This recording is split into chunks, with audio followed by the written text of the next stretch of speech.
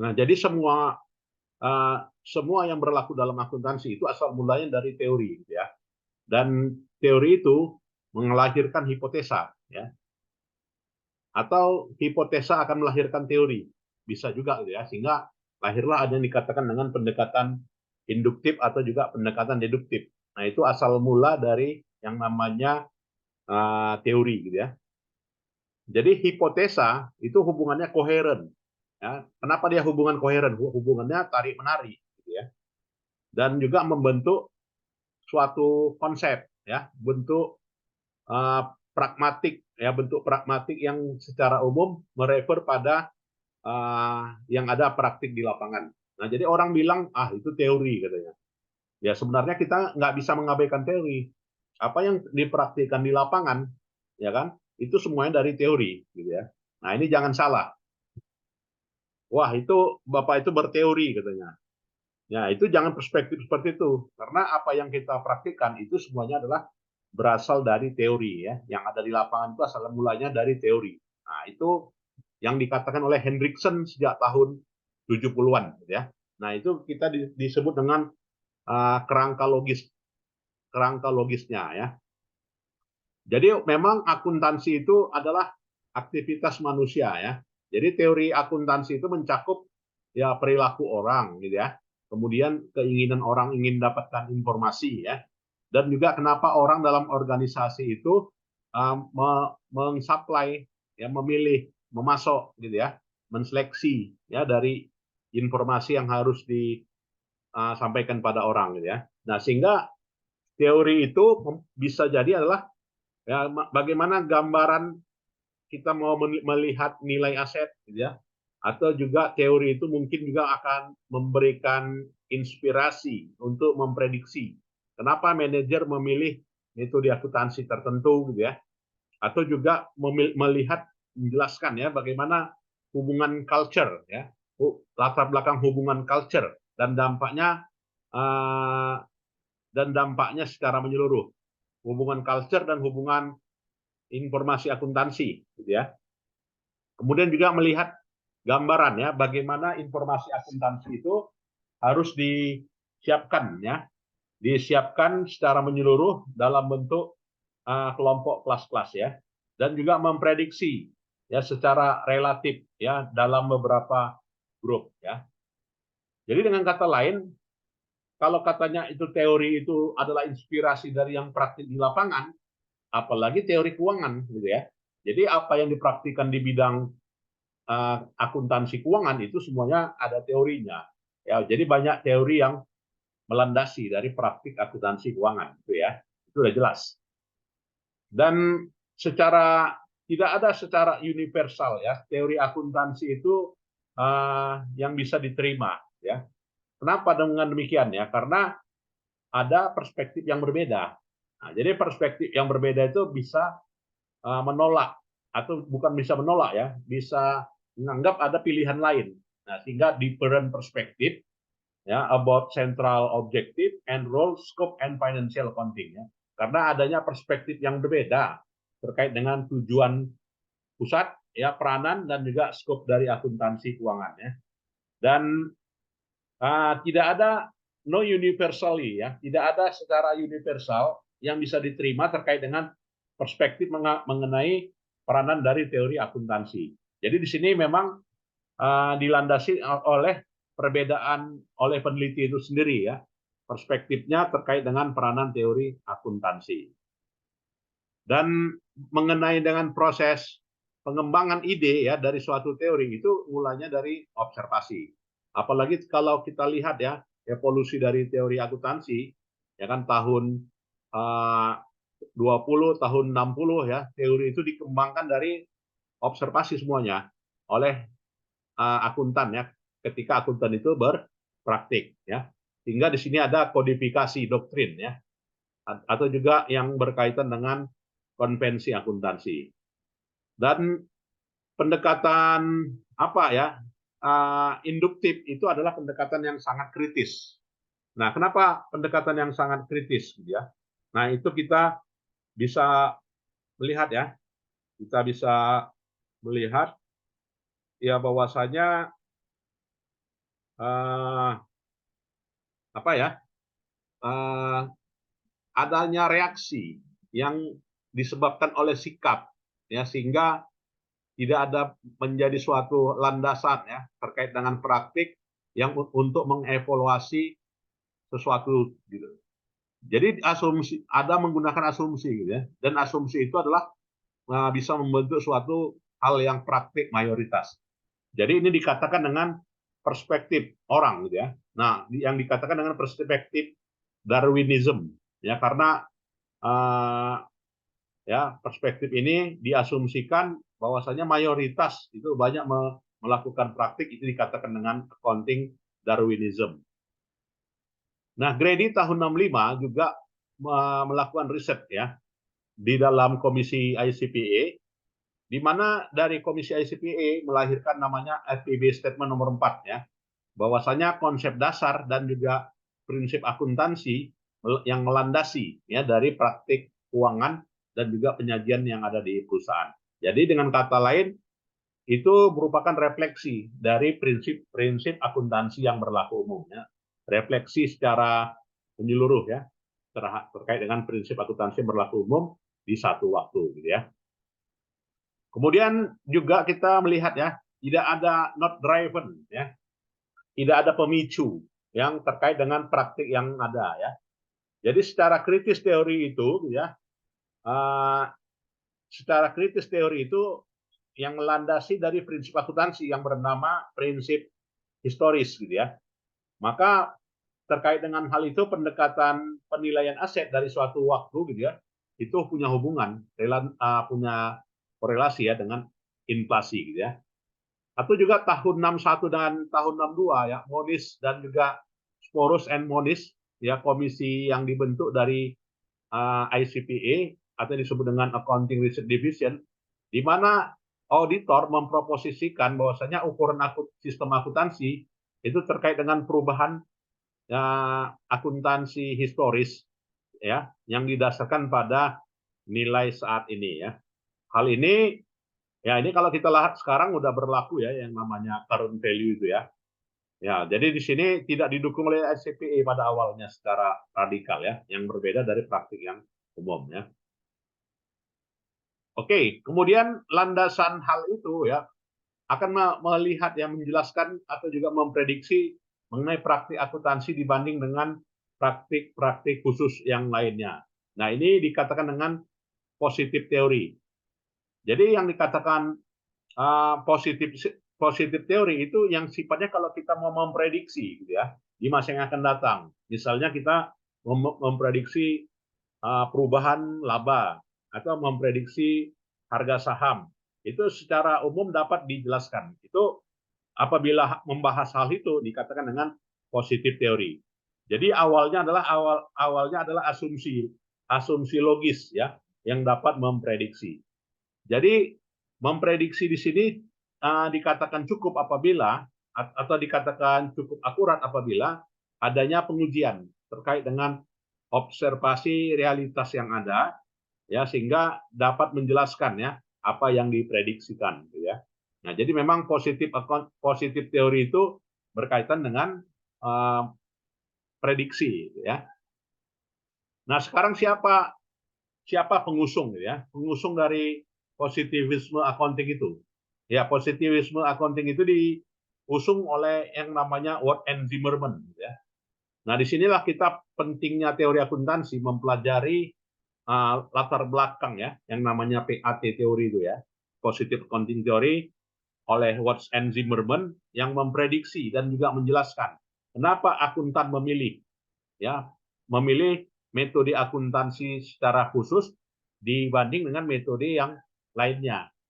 Didasarin pada rasionalitas ya seseorang terkait dengan kondisi ekonomi. Jadi pemilihannya adalah pemilihan yang rasional, di mana seseorang itu akan termotivasi terkait dengan upaya maksimalisasi kesejahteraan ya.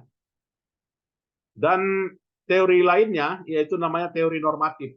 Jadi teori normatif didasarkan pada keyakinan peneliti bahwasanya sesuatu itu terjadi karena apa? Karena adanya observasi. Jadi normatif teori ini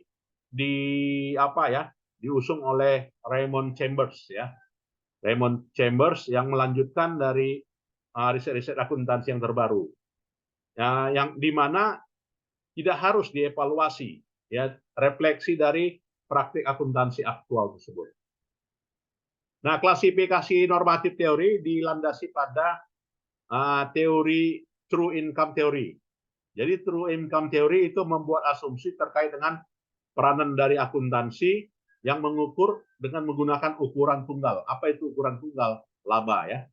Dan manfaat keputusan ya itu melahirkan teori juga yang namanya decision usefulness theory. Nah, jadi berkaitan dengan teori keputusan, bahwasanya informasi itu diklasifikasikan berdasarkan pada kelompok user. Jadi setiap kelompok user itu masing-masing punya keputusan yang berbeda. Nah, sehingga melahirkan pijakan yang namanya decision usefulness theory ya. Dan terkait dengan decision usefulness theory di sini landasan pijakannya apa? Landasan pijakannya itu adalah decision maker, pengambil keputusan. Nah, kalau kita lihat pengambil keputusan, apa saja hal-hal alamiah yang diinginkan oleh pengambil keputusan. Nah, hal-hal alamiah berdasarkan pada riset lah ya, itu adalah terkait dengan informasi. Nah, jadi kalau misalnya informasi yang diinginkan, maka lahirlah keputusan. Atau juga pengetahuan. Nah, sehingga pengetahuan yang mereka ketahui digunakan sebagai landasan awal ya, atau juga prescription terkait dengan informasi apa yang harus dipasok. Jadi kalau berkaitan dengan mereka ingin tahu A, ya maka informasi A yang dipasok. Nah, kira-kira itu dikatakan landasannya decision maker emphasis ya. Kemudian juga model emphasis lainnya dikembangkan ya. Jadi yang dilandaskan pada persepsi yang terkait dengan efisiensi pengambilan keputusan. Dan evaluasi teori akuntansi itu pelajar ya itu akan membayangkan atau membandingkan ya antara satu argumen ya dengan argumen lainnya dengan metode riset. Jadi banyak para periset menggunakan adaptasi yaitu berdasarkan pada suatu adaptasi strategis. Jadi adaptasi strategis ini mendukung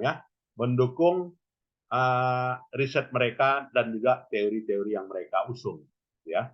Nah, ini kalau kita melakukan evaluasi teori dari suatu akuntansi. Jadi memang teori itu kita dapatkan atau tidak ya terkait dengan dukungan risetnya ya. Jadi kalau kita sudah mengungkapkan suatu variabel, suatu teori gitu, maka kita harus ada dipasok oleh teori yang lain. Nah, itu lazimnya teori akuntansi. Ya makanya di sini kita pentingnya hubungan yang positif gitu ya, bukan hubungan yang negatif. Ya, kalau dia hubungan yang negatif nanti dipertanyakan ya. Kalau kita nyusun tesis gitu kan, temuan dari tesisnya ternyata tidak signifikan. Nah, itu fatal. Atau hubungannya negatif, berlawanan arah. Nah, itu dipertanyakan. Ya, kenapa? Teori dari akuntansi itu adalah teori positif. Ya, selalu linear dia dengan teori yang ada ya. Yang dipraktikkan linear dengan teori. Nah, itu.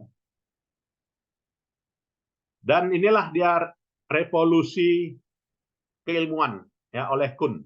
Ya, revolusi keilmuan oleh Kuhn yang menyatakan bahwasanya pengetahuan didapatkan dari teori yang menggantikan yang menghentikan kredibilitas atau juga paradigma di antara berbagai alternatif.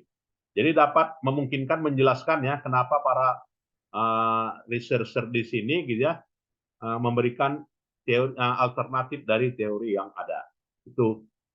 Dan Kuhn juga bukan tidak tidak bisa menerima 100%, tetap ada mengkritisi ya yang namanya positif teori yang dalam hal ini akuntansi tadi landasannya positif accounting theory. Bicaranya adalah bicara prediksi kan.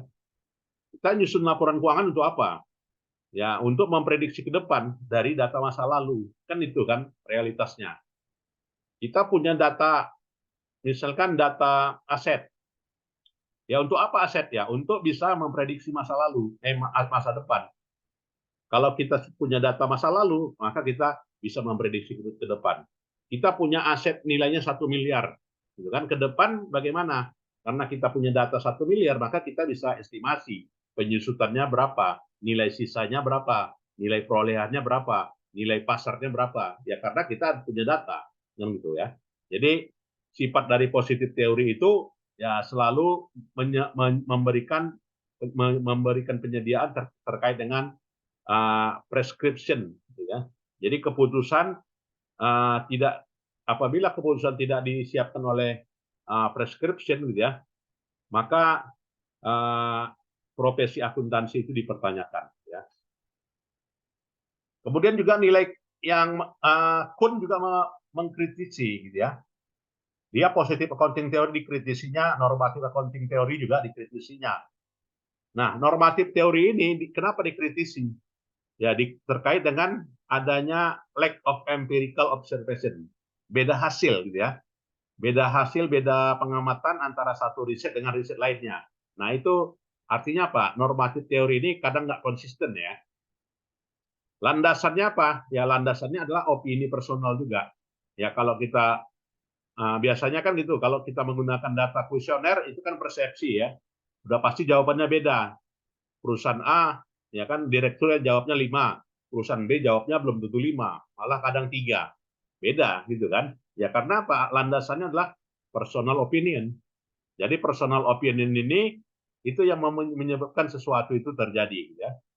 Dan positif teori itu berargumen bahwasanya penyediaan informasi yang akan punya implikasi terhadap tindakan, ya tindakan yang harus diambil ya.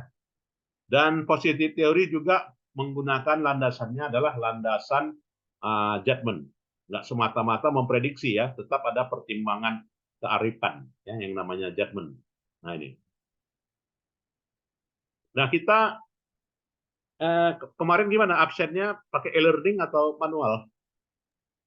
Absennya kemarin sama Pak Sambas masih pakai manual, Pak. Manual ya, oke. Iya, Pak. Mm-mm. Ya nanti tolong difoto ya ini kehadiran kita ya. Sudah, Pak. Sudah dipoto tadi di awal Ya pertemuan. sudah. Nanti Ya, sampaikan sama Wirda ya. ya siap, Pak. Nah itu ya, kita lanjutkan kembali adik-adik sekalian. Mungkin ada adik-adik yang mau berdiskusi, silakan ya, dibuka forumnya ini terbuka lebar ya, bagi yang ingin berdiskusi ya. Ini kita bukan satu arah ya, tapi banyak arah ini diskusinya. Karena sekarang pola pembelajaran kita kan dituntut adalah pendekatan case base atau juga project base gitu kan. Itu kan kurikulum merdeka yang diusung oleh menteri sekarang kan. Project base atau juga case base. Jadi project base ya, dari mata kuliah ini kira-kira ya kan apa kasus yang bisa kita hubungkan atau uh, dari lanjutan perkuliahan ini apa lanjutannya, itu yang namanya project base kan gitu. Nah, ada yang mau berdiskusi silakan. Nah, jadi kita lanjutkan lagi ya. Nah, baik itu normatif teori atau juga positif teori, semuanya dikritisi ya oleh yang namanya Kuhn tadi ya. Jadi Kuhn itu tetap mengandalkan pada saintifik, sedangkan normatif tadi masih ada nilai pertimbangan ya, nah, judgment. Nah ini kalau dia pertimbangan berarti kan nggak ilmiah. Nah itu yang dikritisi oleh yang namanya Kuhn. Dan evaluasi dari suatu teori dilandasi pada beberapa literatur gitu ya. Jadi teori akuntansi itu mengabstraksikan realitas dan memilih salah satu teori sebagai preferen untuk pertimbangan ya, dan juga tidak dapat mengekspektasikan secara sempurna memprediksi ya perilaku manusia atau juga menilai informasi secara aktual ya. Dalam mengevaluasi teori dibayangkan ya argumen yang mendukung itu. Nah, jadi kalau kita teori itu pasti ada yang dukung, ada yang tidak. Kalau saya misalnya menyatakan bahwasanya teori banyak ya riset-riset yang udah nggak konsisten lagi dengan teori. Nah, berarti ada yang konsisten, ada yang tidak konsisten. Nah, itu berdasarkan pada hasil-hasil penelitiannya.